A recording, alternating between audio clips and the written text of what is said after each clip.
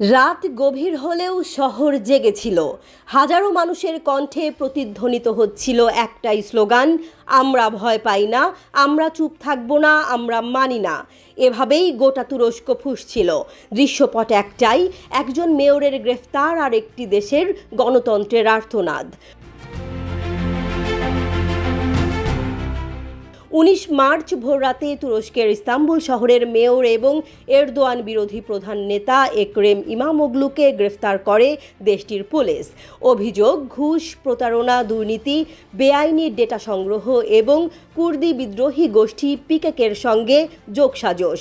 কিন্তু সমালোচকদের মতে এগুলো রাজনৈতিক উদ্দেশ্য প্রণোদিত এবং মূল লক্ষ্য ইমামোগলুর রাজনৈতিক উত্থান রুখে দেয়া। ইমামোগলু ছিলেন সেই ব্যক্তি যিনি 2019 সালে এরদোয়ানের শক্ত ঘাঁটি ইস্তাম্বুল দখল করে চমকে দিয়েছিলেন বিশ্বকে।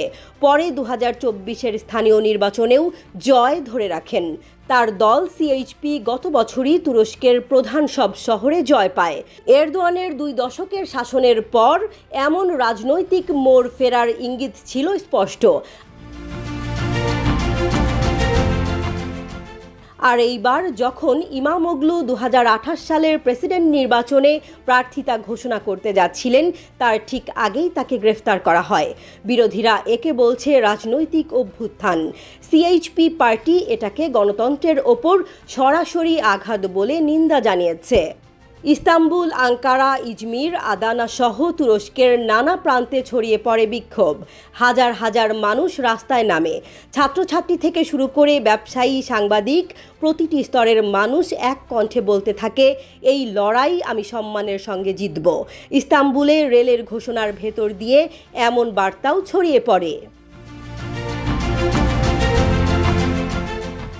পুলিশ প্রতিবাদীদের ছত্রভঙ্গ করতে ব্যবহার করেছে রাবার বুলেট, জলকামান এবং টিয়ার গ্যাস।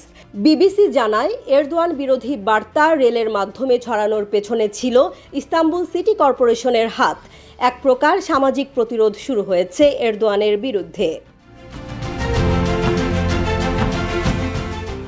ইমামোগলুর সঙ্গে আরও বহুজনকে গ্রেফতার করা হয়েছে, সাংবাদিক, কর্পোরেট ব্যক্তিত্ব ও সিটি কর্পোরেশনের কর্মীরা। এক ভিডিওতে দেখা গেছে পুলিশের হাতে মার খাচ্ছেন এক প্রতিবন্ধী প্রতিবাদকারী, তার মুখ রক্তাক্ত।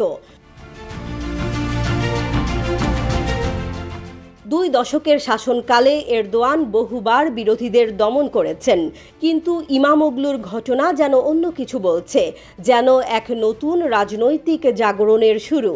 তুরস্কের মানুষ এখন প্রশ্ন করছে, এই কি তবে এরদোয়ানের পতনের শুরু?